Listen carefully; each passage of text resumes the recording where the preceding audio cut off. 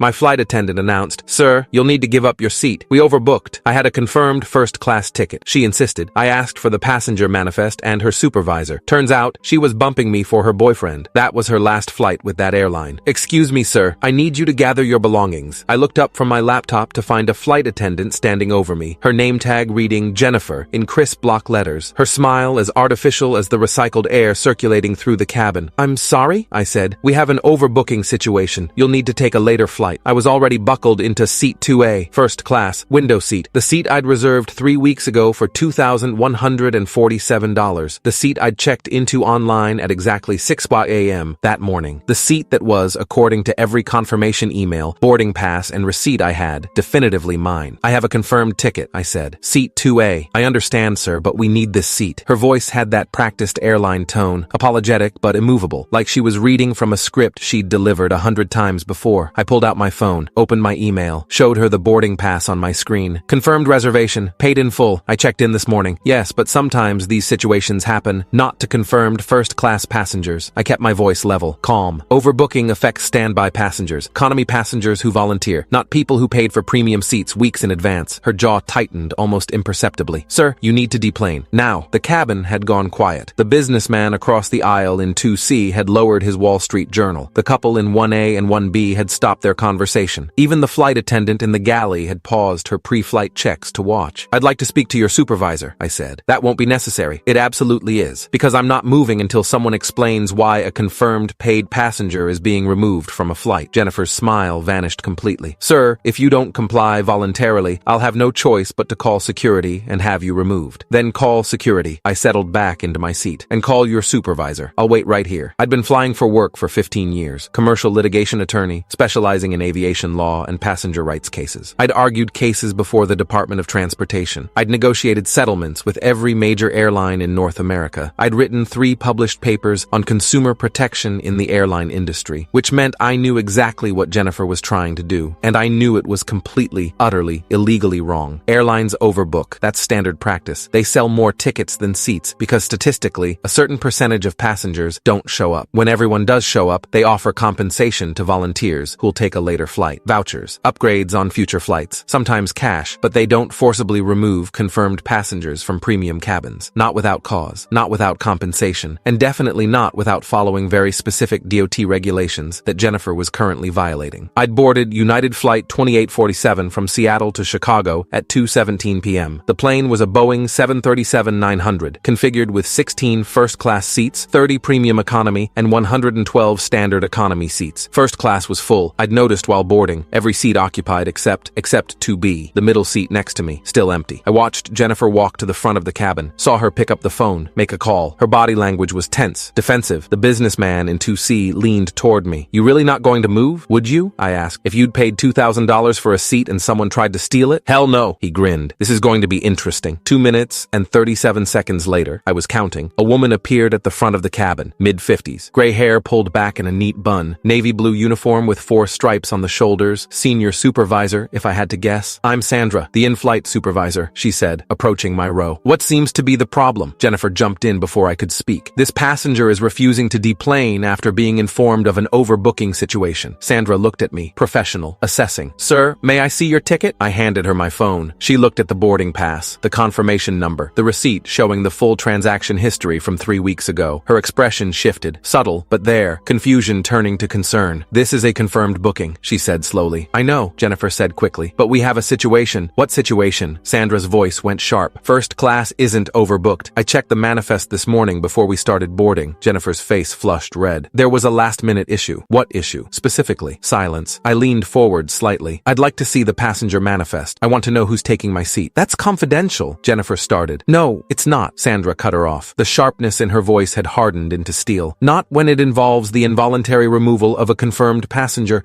Mr. She glanced at my boarding pass. "Mr. Patterson has every right to understand why he's being asked to deplane." Sandra pulled out a tablet from her shoulder bag, unlocked it, pulled up what looked like a passenger list, scrolled. Her face went from concern to absolutely furious in approximately 3 seconds. "Jennifer," her voice could have frozen lava. "Galley, now." They walked to the front of the cabin. The galley curtain was partially open. I couldn't hear the conversation, but I could see Sandra's body language, rigid posture, sharp, pointing gestures, the kind of barely controlled anger that comes from someone who's just discovered a massive violation of protocol. Jennifer kept shaking her head, making gestures that looked like excuses, pleading. Sandra wasn't having it. The businessman in 2C muttered, "Oh, she's in trouble." "Yep," I agreed. The woman in 1B turned around in her seat. "What do you think happened?" If I had to guess. I kept my voice low. Jennifer tried to add someone to the manifest who shouldn't be there. Someone in standby or someone she knows personally. And the only way to make room was to bump a confirmed passenger. Can they do that? No, not legally. Not without compensation and voluntary agreement, which is why I'm still sitting here. Sandra returned, alone. Jennifer was nowhere in sight. "Mr. Patterson," Sandra said. Her professional mask was back, but I could see the anger still simmering underneath. "I sincerely apologize. There is no overbooking situation. You are confirmed in seat 2A. Please remain seated and prepare for departure." "I appreciate that," I said. "But I'd still like to know what just happened." Sandra took a breath, choosing her words carefully. "That's an internal personnel matter. She tried to remove me from my confirmed seat with no valid reason," I interrupted. "Not only did she violate DOT regulations regarding involuntary denied boarding, she also threatened me with security when I exercised my right to question the legitimacy of her request. I think I deserve to know why." Sandra closed her eyes briefly. When she opened them, she looked tired. "There's a passenger in standby. Jennifer added him to the manifest manually, without authorization from ground services or supervisory approval." "Who is he?" "Mr. Patterson. I'm an aviation attorney. I specialize in passenger rights cases. I've litigated against this airline before." I kept my voice calm, factual. "If I file a formal complaint with the DOT, which I'm strongly considering, they're going to ask me these questions. You can tell me now, or you can tell them in a deposition." Sandra's shoulders sagged slightly. Her boyfriend. She was attempting to upgrade him from economy standby to first class without proper authorization. The cabin erupted, not loud. First-class passengers are generally too refined for shouting, but the whispers were immediate and vicious. "Are you kidding me? She tried to kick him off for her boyfriend? That's fraud. That's theft." The businessman in 2C let out a low whistle. "Damn, she really picked the wrong passenger to screw over." Sandra held up a hand. "I understand your frustration, Mr. Patterson, and I assure you, this will be addressed immediately and comprehensively." "How?" I asked. Jennifer appeared from the galley. She was avoiding eye contact with everyone. Her face was splotchy, like she'd been crying. Sandra waved her over. "Jennifer, you need to deplane." "What?" Jennifer's voice cracked. "You're being removed from this flight, effective immediately." "You can't do that." "I absolutely can. You attempted to involuntarily deny boarding to a confirmed passenger for personal gain. You violated company policy, DOT regulations, and basic ethical standards. You're done." "Sandra, please, deplane, now. Human Resources will contact you when we land in Chicago. I'll lose my job. You should have thought of that before you committed fraud." Sandra's voice was ice. "Now get your belongings and leave this aircraft." Jennifer's face crumbled. She grabbed her jacket from the overhead bin. Her hands were shaking. She walked past me without looking, without speaking. The cabin door was still open. She disappeared through it. The jetway, gone. Sandra turned to address the entire first-class cabin. "Ladies and gentlemen, I apologize deeply for this delay and for any distress this situation may have caused. This behavior is not representative of our airline's values or standards. We'll be departing shortly." She looked back at me. "Mr. Patterson, again, my sincerest apologies. Your drinks today are complimentary, all of them, and I'll be filing a formal incident report that will be available to you should you choose to pursue any further action." "I appreciate that. Can I ask what area of aviation law you practice? Passenger rights? Consumer protection? Regulatory compliance?" Her eyes widened slightly. Of course you do. Which is why I knew to ask for the manifest, why I knew she was lying about the overbooking, and why I'll absolutely be following up with corporate regarding this incident." She nodded slowly. "I understand completely. For what it's worth, this kind of behavior is not tolerated. Jennifer won't be flying with us again, or with any other airline, once this hits her employment record." "Good." The gate agent appeared at the door, had a brief, hushed conversation with Sandra. Both of them glanced at me. Sandra returned. "Mr. Patterson, our gate supervisor would like to speak with you after landing. He's flagging your ticket for additional compensation. Whatever you think is fair." "That's not necessary." "It absolutely is. You were threatened, intimidated, and nearly defrauded. The airline will make this right." I nodded. "All right." The rest of first class was staring at me now. The woman in 1B smiled. "That was incredibly impressive." The businessman in 2C extended his hand across the aisle. "Mark Chen, corporate attorney. That was the most beautiful display of knowing your rights I've ever seen." I shook his hand. "David Patterson, thanks. Aviation law, huh? 15 years. She really couldn't have picked a worse target." "No, she really couldn't have." The cabin door sealed shut at 2:51 p.m., 34 minutes after I'd first boarded, 29 minutes after Jennifer had first tried to remove me. Sandra made one more pass through the cabin, confirming everyone was seated and ready. She stopped at my row. "Mr. Patterson, truly, thank you for handling that so calmly. A lot of passengers would have escalated, would have made it worse." "I didn't need to escalate," I said. "I just needed to ask the right questions." She smiled slightly. "Well, you certainly did that." The plane pushed back from from the gate at 2:54 p.m. As we taxied toward the runway, the woman in 1B turned around again. "Can I ask you something?" "Sure." "How did you know she was lying? About the overbooking?" "Several things," I said. "First, airlines almost never overbook first class. The margins are too high,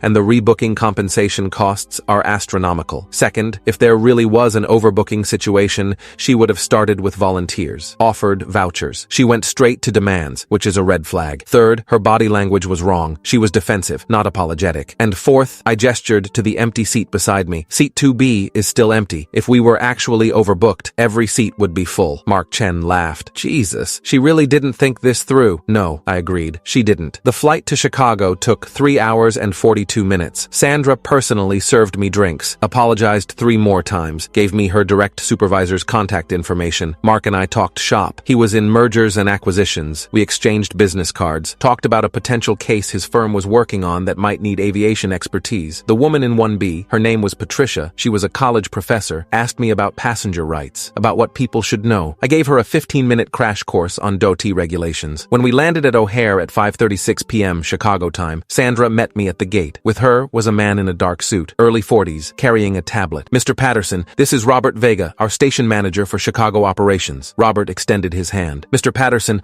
I've been briefed on what happened on flight 2847. I want to personally apologize on behalf of United Airlines. I appreciate that. I've flagged your ticket for immediate compensation. We're offering you a full refund of your ticket price, $2,147, plus an additional $5,000 in travel vouchers, plus automatic upgrade to global services status for the next 2 years." I did the math. $7,000 in value, plus the status upgrade, which would save me thousands more in future ticket costs and give me access to unlimited complimentary upgrades. "That's generous," I said. "It's fair," Robert corrected. "You were subjected to attempted fraud by our employee. You were threatened. You were put in a position where you had to defend your legal right to a seat you'd paid for. That's unacceptable. What's going to happen to Jennifer?" Robert's expression hardened. "She's been terminated, effective immediately. Security escorted her from the airport 30 minutes ago. Additionally, we'll be reporting the incident to the FAA, as her actions violated multiple regulations. She'll likely face fines and will be flagged in the industry database, making it extremely difficult for her to find work with any other airline." "And her boyfriend, the passenger she attempted to illegally upgrade? He's been removed from our frequent flyer program and banned from booking standby travel. He claims he had no knowledge of what Jennifer was doing, and we don't have evidence to suggest otherwise, so we're not pursuing criminal charges against him, but he's lost all privileges." I nodded. "That seems appropriate." Robert pulled out a tablet. "I need you to sign some documentation, confirmation that you're accepting the compensation, and a waiver." "I'm not signing any waiver that prevents me from filing a DOT complaint or pursuing legal action." He smiled slightly. "I didn't think you would. That's not what this is. This just confirms that you received the compensation and that we've explained the disciplinary actions taken. You retain all rights to file complaints or pursue any legal remedies you see fit." I read the document carefully. He was telling the truth. I signed. Robert shook my hand again. "Mr. Patterson,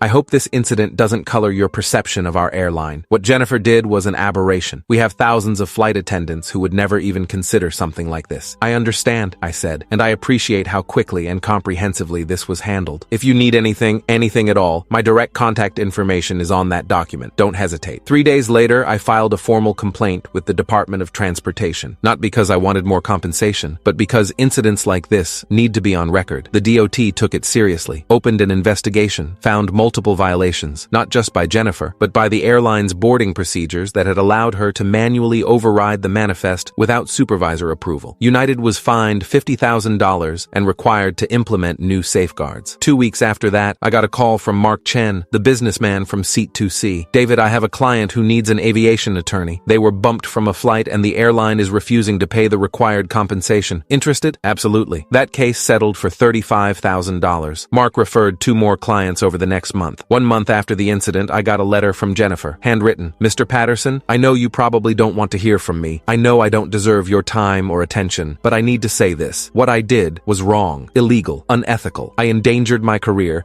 betrayed my employer's trust, and attempted to defraud you of something you'd paid for. There's no excuse. I lost my job. I lost my career. I've been fined by the FAA. No airline will hire me. My boyfriend broke up with me. Turns out he wasn't worth losing everything for. I'm not writing to ask for forgiveness. I don't deserve it. I'm writing to say thank you. Thank you for not physically escalating. Thank you for staying calm. Thank you for forcing the truth to come out in a way that protected other passengers from someone like me. I was a good flight attendant once. I loved my job, but I let entitlement and selfishness corrupt that. You didn't just protect protect yourself. You protected everyone who would have flown with me in the future. I hope you never have to deal with someone like me again. Jennifer. I read the letter 3 times, thought about responding, decided against it, filed it away. 6 months after Flight 2847, I was back at SeaTac, boarding another United flight to Chicago. Different plane, different crew. But I was in seat 2A again. First class, window seat. A flight attendant, older woman, maybe late 50s, name tag reading Michelle, stopped at my row as I was settling in. Mr. Patterson? I looked up. Yes? She smiled. I heard about what happened on your last flight with us. The incident with Jennifer. I just wanted to say thank you. For what? For standing your ground, for knowing your rights, for making sure she was held accountable. Michelle glanced around, then lowered her voice. Jennifer had been pulling stunts like that for months. Small things. Upgrading friends without approval. Giving free drinks to people she wanted to impress. We all knew, but no one could prove it. Management wouldn't act without concrete evidence. I'm sorry you had to work with someone like that. Don't be. You did what we couldn't. You got her caught red-handed. Michelle straightened. Anyway, your drinks are on me today. And if you need anything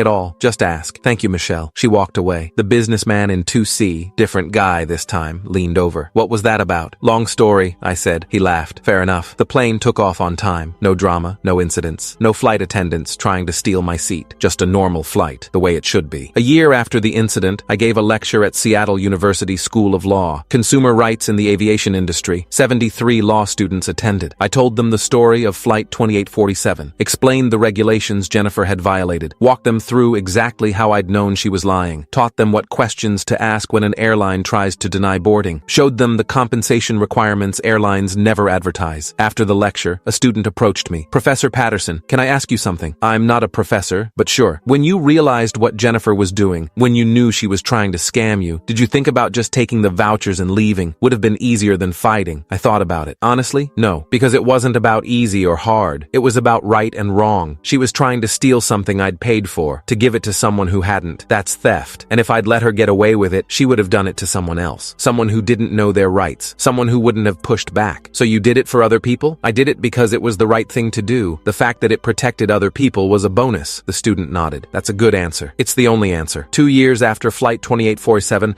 I'm still flying United, still booking seat 2A when it's available, still first class when I can get it. I've had dozens of flights since then. Never had another incident. Never had another flight attendant try to remove me from my seat. Most crews are professional, courteous. They do their jobs well. But every time I board, I remember Jennifer. Remember her fake smile when she told me to gather my belongings. Remember her threat to call security. Remember the look on her face when Sandra told her to deplane. And I remember that moment, that perfect moment, when Sandra pulled up the passenger manifest and realized exactly what Jennifer had tried to do. When fraud met consequences. When entitlement met accountability. When someone who thought they could steal from a passenger because he looked like an easy target learned that the man in seat 2A was an aviation attorney who knew every regulation she was violating. Jennifer wanted to upgrade her boyfriend. Cost her everything. Her job, her career, her future in the industry. All for one free first-class seat. All because she assumed I wouldn't fight back. All because she thought she could look a confirmed passenger in the eye and lie about overbooking without consequences. She was wrong. The flight attendant who told me I needed to give up my seat